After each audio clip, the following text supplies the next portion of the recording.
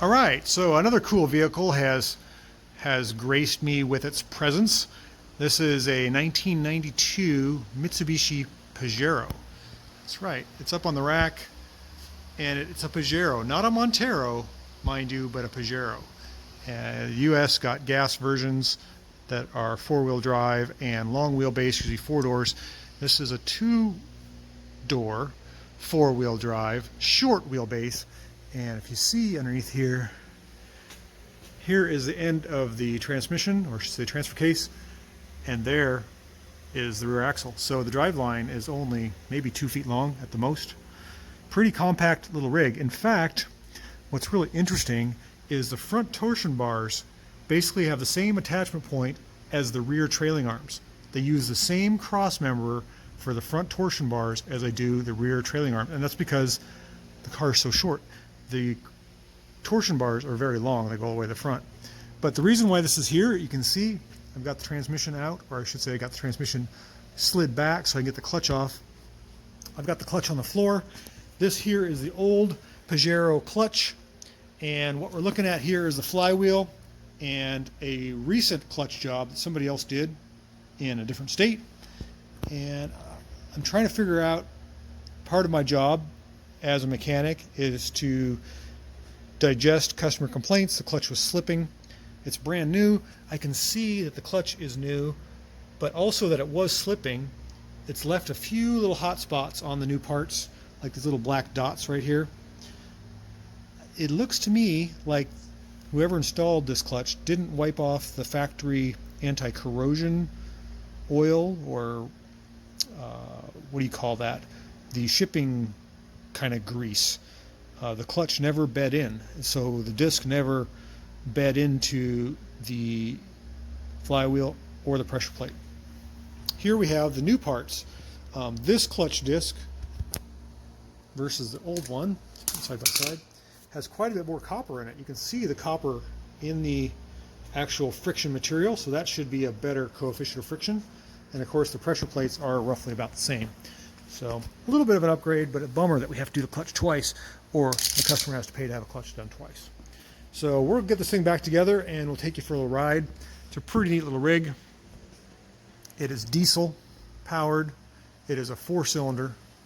It has this neat little light on the side that tells you where your corner is, and it's turbo. It's intercooled turbo diesel.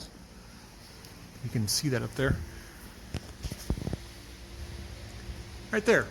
So once we get it down, whoops, let me get the zoom fixed on my camera here. There we go. We'll get her down, we'll take her for a drive. It's right-hand drive, diesel, 5-speed, 4-wheel drive, turbo. It's our Pajero project we're working on. So stay tuned, and we'll take it for a drive. All right, so we're following up on our Pajero project here. This is a 1992 Mitsubishi Pajero. In the United States, we didn't get this. Maybe we got a sport version, but we didn't get the diesel 5-speed 4-wheel drive short wheelbase like this. I think we got the 4-door gas powered only. At least that's what I think. Never seen one, a diesel 4-door in the United States. This is right-hand drive. It's a Japanese import. You can see the cool little bumper marker here. I believe this lights up. I'm not positive on that, but I don't see any wires, but pretty neat. Right-hand drive, so if you're driving on the what would be the opposite side, you can see where your front corner is. And like I said, I just got done putting a clutch in this thing. I wanted to show it off a little bit. It's a very capable, very desirable 4-wheel drive. It has sealed beam, 7-inch round headlights, just like we'd have in the United States earlier than 1992. Typically by 1992 we'd have European lights. Interesting that this has retro lights and also dual headlight washers. So if one jet doesn't clean your headlights, 2 surely will. So let's take another look at this thing. It's lifted. I just put a new clutch in it. I fixed the shifter. The shifter had about 5 inches of play. Now it's normal. That's neutral. You put it in gear, it just has that much. It used to feel like neutral in every gear. We have a transfer case here, a real transfer case, and you can see by the lettering on it what it can do. 2 high, 4 high, 4 high loco, I don't know what that is, lock, something, a neutral, and another 4 low. That's maybe lock diff or something. Had sport suspension, in other words you could adjust the shocks, but those have been removed, and this key is driving me crazy. We have full instrumentation, even a tachometer, even though it's a diesel. You can see that it red lines at 4,500 RPM, and there is a cool little gauge there, right there, that tells you what, oh yeah, there's a center diff. C/D is center diff, so you can actually lock the center diff on this. That's pretty cool. I think that's what that's for. And then, of course, gauges here for off-roading. We have our altimeter. We are at about 5 feet above sea level. That's our altitude here.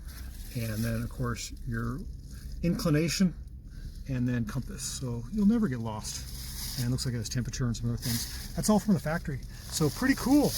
Grab bar for the passenger. Short. This is short wheelbase, so little tiny back seat. I mean, it's comfortable for kids. Has a high roof and a sunroof. We're going to take this thing for a drive in a few minutes, but I just wanted to show you. I want to show you how close those rear seats are to the rear window.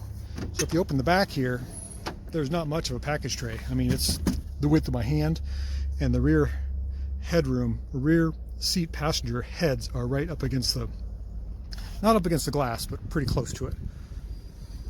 So kind of a sporty 4-wheel drive.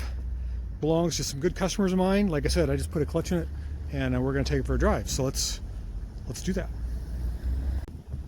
Oh, I totally forgot. We got to show you under the hood. See if I can do this. Oh, it's a heavy hood. Hold on here while I get the prop rod in its position. Okay. So what we have here is a 4-cylinder. I believe it's a 2.4 liter. I can't read Japanese, but I'm sure it's a 2.4 liter 4-cylinder turbocharged and intercooled, and I'd say it's roughly 100 horsepower, not a lot. Of course, the brake master cylinder here is on the in front of the driver. The driver's in right hand drive. It has dual batteries. See that? Doubled up batteries, doubled up solenoids, and it's got an overhead cam. Pretty cool. I'd say it's probably 100 horsepower. I don't think it's more than that. The way the intercooler works, if you're wondering, is air, let's see how this works, comes through the grill, up through these vents, is sealed to the hood when the hood is down, through the hood, through this duct, and then forced air down onto the intercooler and out the bottom. There's actually dual ducts here, so the grill is actually part of the performance program. In other words, air comes through the grill, gets scooped up through the top into the hood right here on both sides, and then it's diverted over here to a duct, which then forces air into the intercooler, which gives it a cooler charge and more power. All right, let's get back to driving this thing. I think you're gonna like it. So we're gonna walk up to the driver's side of a Pajero, and our cloth seat that has lots of adjustment. You can see it's got memory for the back support. It flips up to let people in the back, just like that. And it's very supportive. You need that if you're a 4-wheel driver. You need to be supported.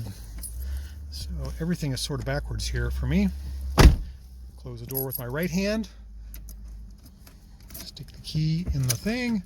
Let our glow plugs warm up. Of course, our windshield wipers are off to the side, left side, and our headlights, turn signals. Where are the turn signals? I think they're on the side. Gotta figure all that out because our shifter is at the left. We have to do kind of a reverse brain thing. I'm gonna turn the heater off here so you can hear me. Okay, glow plugs should be warm. Fire's right up. You can hear that diesel. Power window going up.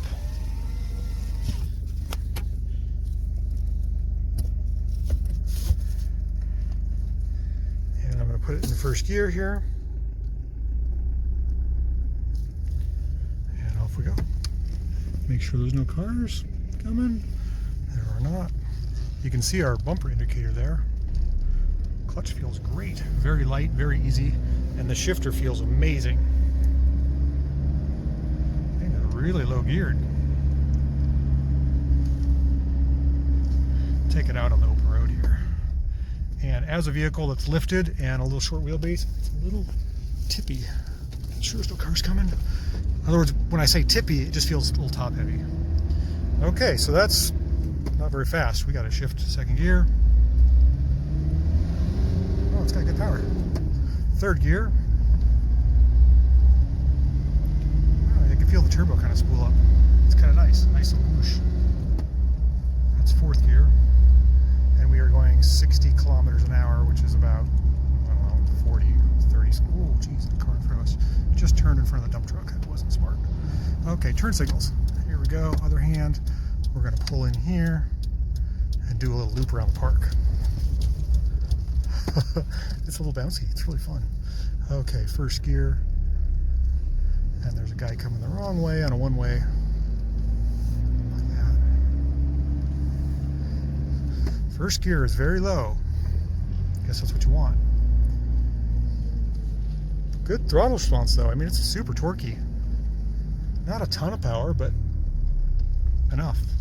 Okay, we are going to go back on the main road. We got turn signals on. First gear. Oh, we got to beat that truck.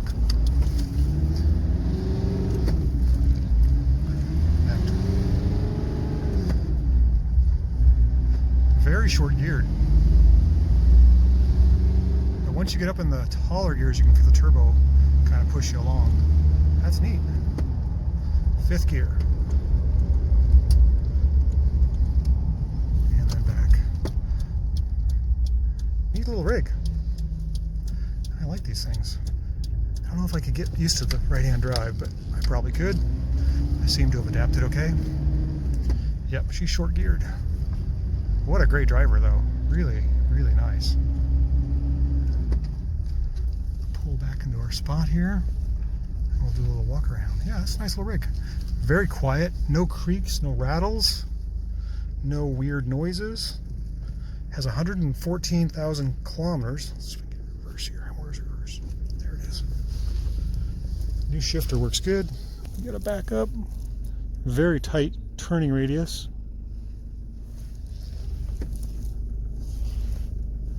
Look at our mirrors. Nothing. And the diesel's really quiet. Let's go outside and listen to it. It smells like an old diesel. Really quiet. What a nice little rig. Super fun. Really fun to take four-wheeling. All right, thanks for watching.